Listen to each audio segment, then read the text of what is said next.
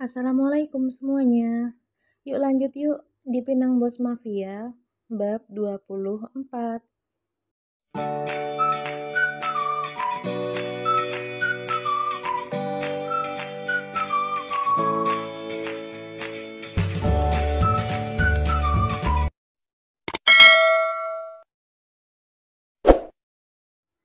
Tapi Salwa merasa ada yang suaminya sembunyikan sehingga dirinya tak tenang. Siapa sebenarnya dia, Mas? Salwa ingin sekali bertanya, tapi dia takut terlihat posesif. Jadi dia memutuskan untuk menunggu Raka sendiri yang memberitahunya. Raka mengajaknya masuk di sebuah resto kecil, tapi lumayan ramai. Ternyata penjualnya orang Indonesia, dan semua makanan yang dijual dihidangkan di sini masakan Indonesia semua. Salwa melupakan sejenak rasa penasarannya pada perempuan yang tadi menghampiri Raka. Dia sudah ingin mengembalikan moodnya kembali dengan mencicipi segala aneka sambal di sini. Yah, bagi Salwa, masakan Indonesia tiada tandingannya. Raka lega melihat Salwa kembali bersemangat, tidak murung lagi. Karena seusai bertemu Sheryl, istrinya terlihat murung. Sayang, pengen kemana lagi setelah ini? Tanya Raka. Salwa terdiam, masih banyak tempat yang ingin dia kunjungi. Tapi rasanya Salwa sedang tak terlalu berminat untuk melanjutkan hari ini. Salwa lelah, Mas, mau istirahat. Barangkali Mas Raka sibuk. Kalau masih ada yang mau diurus dulu, ucap Salwa. Mas Raka nggak peka banget sih, pikir Salwa dalam hatinya. Salwa merasa perlu istirahat sejenak, menyadari moodnya sedang buruk. Aku kenapa sih? Apa mungkin cemburu? Tapi gimana kalau ternyata akunya saja yang terlalu sensitif?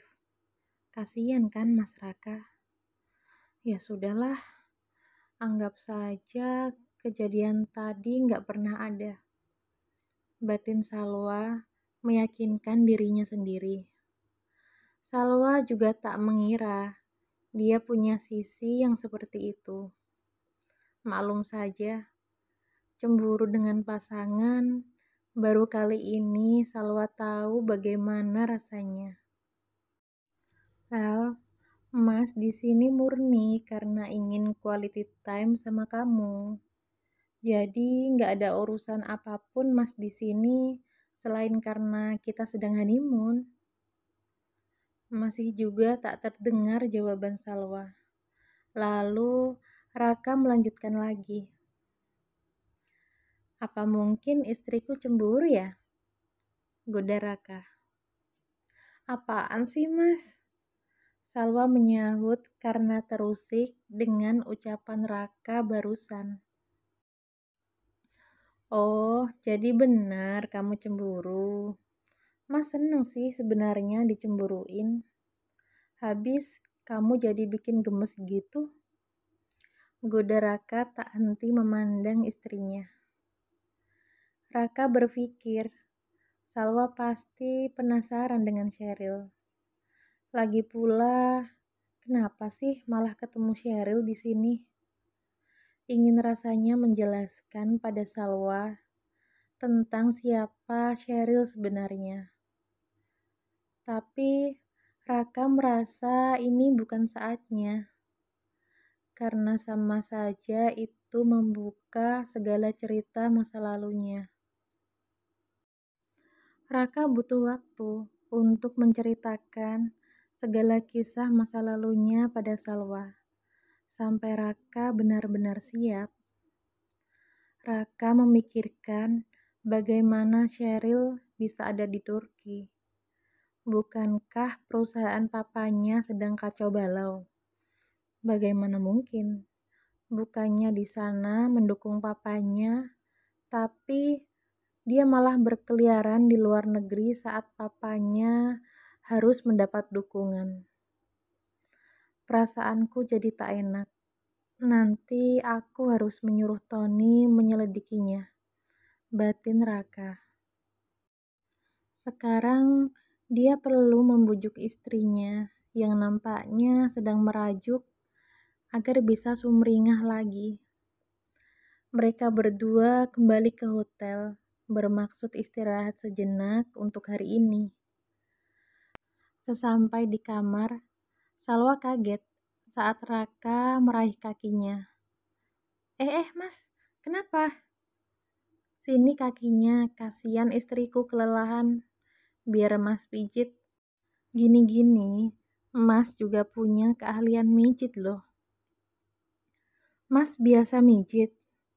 Emang biasanya mijitin siapa? Tanya Salwa. Tapi sesaat dia mengerutuki perkataannya barusan. Dia nggak habis pikir dengan pertanyaannya sendiri barusan. Raka yang ditanya seperti itu langsung bengong. Ngapain sih aku pakai bilang ahli mijit segala? Salah lagi kan? Batin Raka. Sayang, cemburu boleh. Tapi udahan dong keselnya. Jujur aja Mas gak pernah dan gak tahu cara membujuk perempuan yang merajuk. Kata Raka tanpa basa-basi. Siapa yang merajuk sih Mas? Ya udah, Salwa capek, kita istirahat ya Mas. Kata Salwa yang dibalas Raka dengan anggukan. Salwa mulai merebahkan diri di ranjang tempat tidur. Raka menyusulnya dengan rebahan di sampingnya. Lalu tangannya menyusul memeluk istrinya dari belakang. Salwa kaget tapi berusaha untuk terbiasa. Sayang, kayaknya ibu sama bapak seneng deh kalau kita pulang. Di dalam sini ada calon cucu mereka. Kata Raka mengelus-elus perut wanita yang sekarang adalah istrinya. Ih, geli Mas, ucap Salwa sambil menggeliat. Salwa tahu menjurus kemana kata-kata Raka barusan. Dan Salwa pasrah saja dengan segala aktivitas suaminya. Salwa ingin punya anak banyak, Mas. Ucap Salwa spontan. Wow, benarkah? Kenapa banyak sayang? Tapi tenang aja, kita wujudkan ya. Salwa kasihan sama ayah ibu. Anaknya cuma satu. Kalau Salwa pergi, mereka kesepian. Salwa nggak mau kesepian, Mas. Raka memahami apa yang difikirkan Salwa. Dia setuju jikalau nanti Tuhan memberikan rezeki banyak anak pada mereka berdua. Setelah aktivitas intim mereka, Raka melihat istrinya telah tertidur. Dielus-elusnya rambut istrinya sambil terus berpikir, bagaimana nanti reaksi Salwa saat Raka menceritakan semua tentang dirinya di masa lalu. Raka teringat dia harus menghubungi Tony. Dia memutuskan untuk keluar kamar hotel sebentar dan menelpon Tony. Dia berjalan pelan agar Salwa tidak terbangun. Sampai di luar, dia berusaha menghubungi Tony. Iya bang, sahut suara Tony di seberang telepon. Ton, aku ketemu Sheryl di Turki. Kamu selidiki gimana perkembangan perusahaan papanya. Dan untuk apa dia kesini? Perasaanku gak enak, ucap Raka. Bang, sebenarnya ada yang mau saya sampaikan. Tapi lebih jelas kalau kita ketemu langsung bang. Ini tentang Sheryl dan papanya, kata Tony. Baiklah, kalau aku balik dari Turki, langsung temui aku. Baik, Bang. Lalu Tony menutup teleponnya. Raka penasaran, apa sebenarnya yang akan disampaikan Tony? Udah tahu belum apa sih yang mau disampaikan Tony? Stay terus ya, nantikan bab selanjutnya. Terima kasih. Assalamualaikum.